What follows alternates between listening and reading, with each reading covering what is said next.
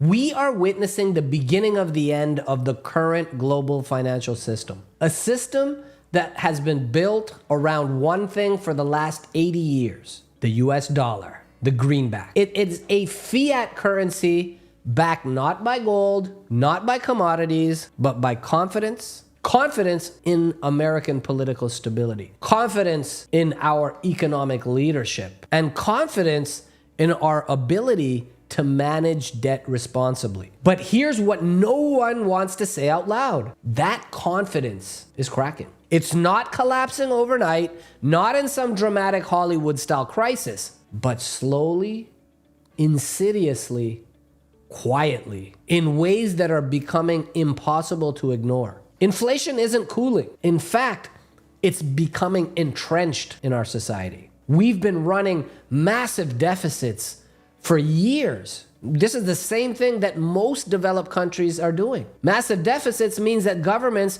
are spending more money than they have coming in from tax revenues. And bond yields, as a result, are rising. Long-term bonds, which causes debt service costs for the government to explode. Not just for the government, but for every individual, man, woman, and child in this country. And the Federal Reserve continues printing money as if there are no consequences. You see, when governments run at massive deficits where they don't have enough money coming in from taxes, well, that money has to come from somewhere. And the way they do that is that they issue bonds. Bonds are either bought by other countries, and if other countries aren't buying enough bonds, then the Federal Reserve will buy those bonds. And how do they get the money for the bonds? Well, they don't have any money. So what they do is they print the money and they snap their fingers, and out of thin air comes the money. And here you go, government. Now you can afford to pay your debt, which is mostly to us.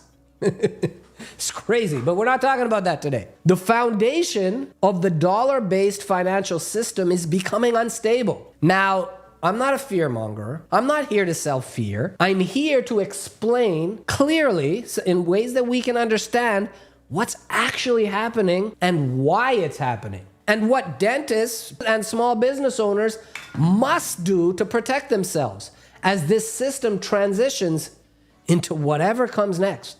Because the next decade will separate people who understand money from people who simply earn money. Those who've been paying attention are going to be positioned far better than those who have closed their eyes to it. So let's break this down clearly, slowly, and honestly.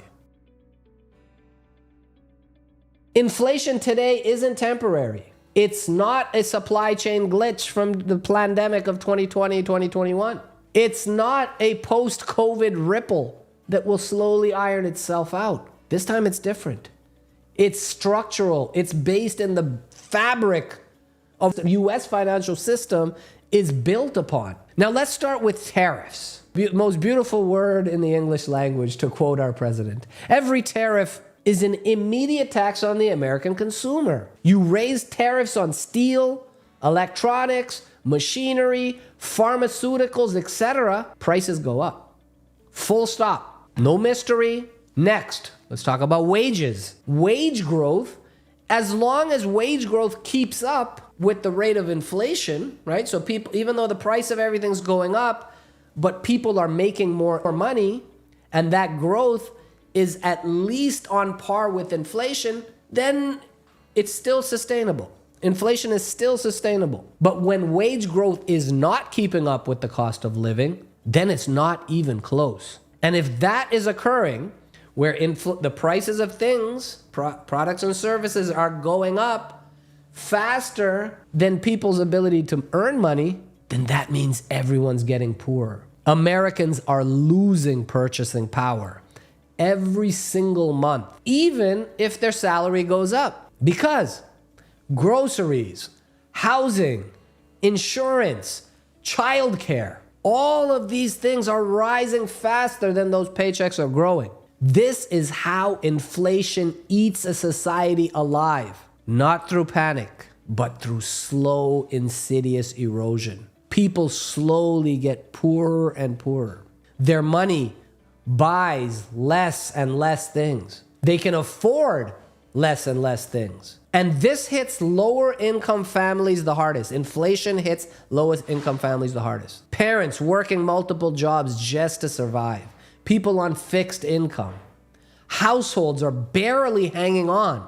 And then we have government deficits. We're running $1 trillion deficits in what politicians call a strong economy. Hey, stock market's at an all-time high. Households' wealth has gone up. This is an illusion, ladies and gentlemen. Think about that. If the budget is this bad, while the economy is good, what happens if the economy cools down? Stimulus package, quantitative easing, right? We print more money.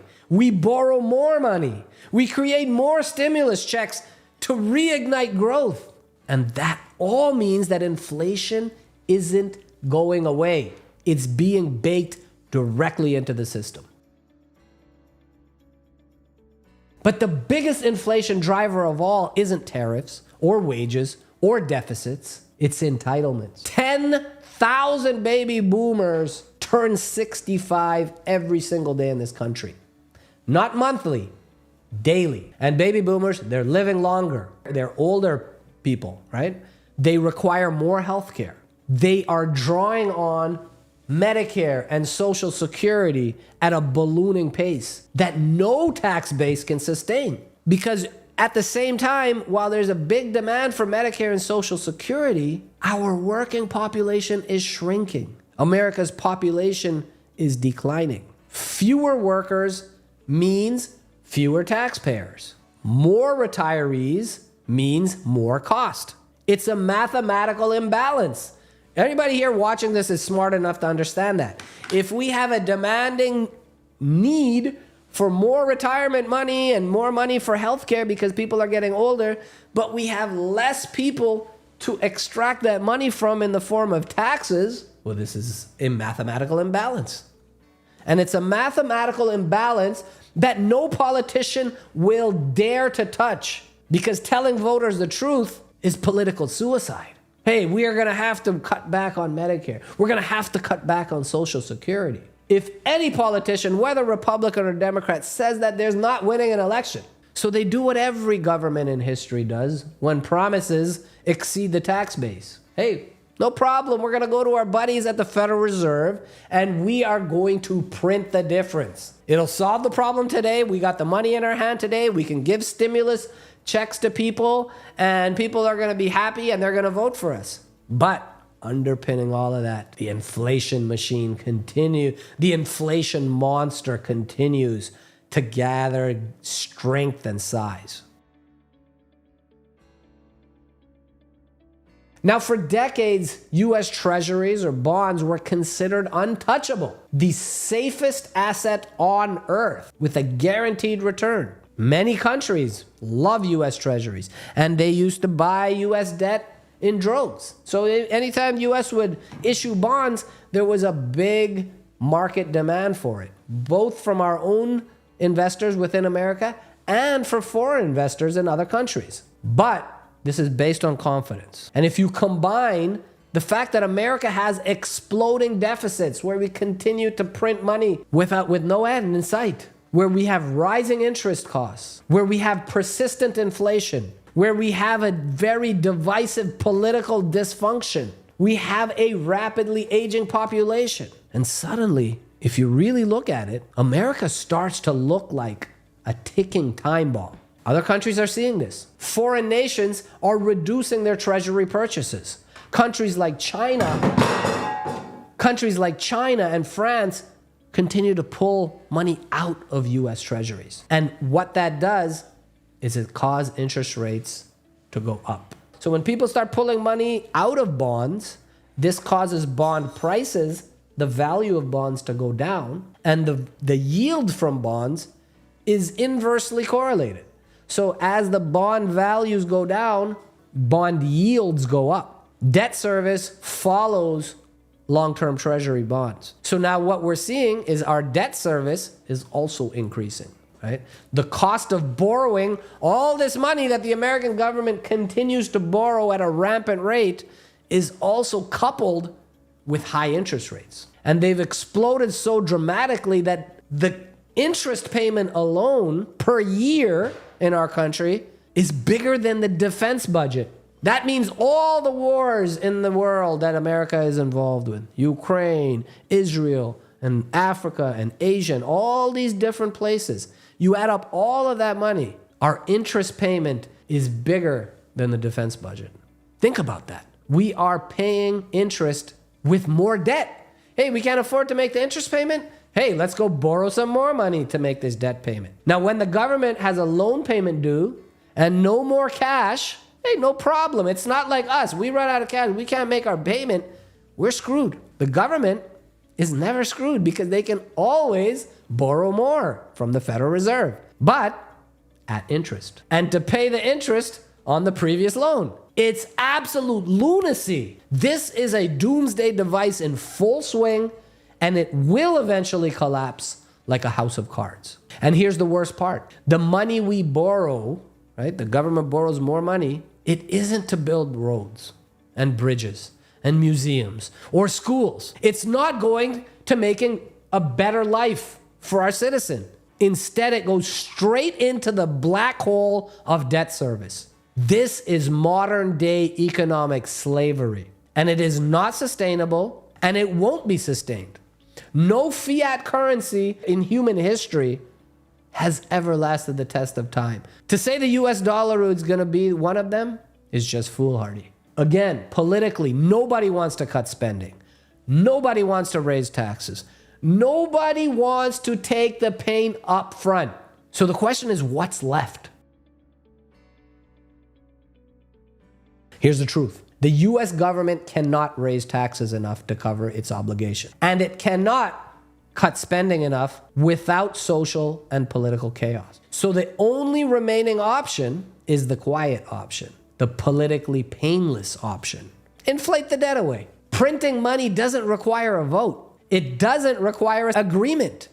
It doesn't require sacrifice. And inflation feels like life is getting more expensive, not the government made terrible decisions. So inflation becomes the silent tax, the invisible tax, the tax you never voted for, but you pay every single day. And here's the part most people never understand. Inflation punishes savers, but it rewards owners. Owners of real assets, owners of cash flowing assets, owners of tax advantaged assets, owners of inflation-resistant assets, which brings us to the most important point of this video. Most Americans think inflation means prices go up. But the real meaning of inflation is this: the dollar goes down. Once you see it that way, everything about wealth becomes obvious. If the dollar is losing value, losing purchasing power, then why would you store your wealth in dollars? US dollars were going to be worth nothing. Why sit in cash? Cash is trash. Why rely on savings account, 401ks full of index funds, or assets tied directly to the same system that's printing itself into oblivion? We got to rethink, reprogram. You want to own the things that benefit from inflation, not get crushed by it. That means certain types of real estate, oil and gas, private credit, essential businesses, gold, hard assets, tax-advantaged assets, cash-flowing assets, assets that rise when the dollar fails. You might even include Bitcoin in this, and I say a big might. But this is how wealthy families survive inflationary cycles. This is how institutions protect themselves from inflation. This is how sovereign funds hedge currency decline. Now that I've showed you this, this is how dentists can also grow wealth in an era where this old playbook is no longer working.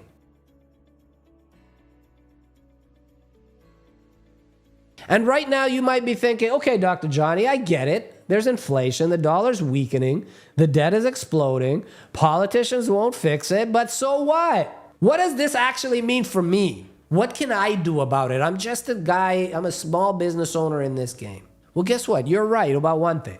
You can't fix the system. Neither can I. But here's the empowering truth. You don't need to fix the system. Instead, you need to understand what's going wrong with the system and position yourself correctly within it. Even though you can't fix the system, you are not powerless. Let's stop that right now. You are powerful. In fact, you have more opportunity today than at any point in the last 40 years. But you must stop relying on the old financial playbook. The old playbook was work hard, save money, max out retirement accounts, buy mutual funds, pay off debt, hope everything works out. That playbook is dead. DOA, dead on arrival. That playbook is dead in an inflationary world. Inflation hasn't played a major part in our society over the last 40 years. So don't try to outrun inflation with savings. Outrun inflation with assets. Don't store your wealth in dollars. Store your wealth in things dollars chase. Don't fight the system. Understand it and get ahead of the system. Because the people who understand what's happening right now have a massive opportunity to build wealth because of inflation, not in spite of it. So if you're a successful dentist or business owner and you're ready to stop guessing, stop hoping, and stop relying on outdated financial strategies, and if you want to learn how to use this environment to your advantage, the same strategies wealthy families use, then I invite you to learn more about how to apply to our Walk of Wealth Mastermind group. This is where we go deep into real assets, alternative assets, inflation-resistant income streams, tax advantage strategies, and practical wealth building frameworks designed especially for dentists and entrepreneurs who want financial freedom. Click the link in the description below to learn more and apply. Until the next video, this is Dr. Johnny Walker. Stay informed, stay prepared, and stay ahead. I'll see you on the next video.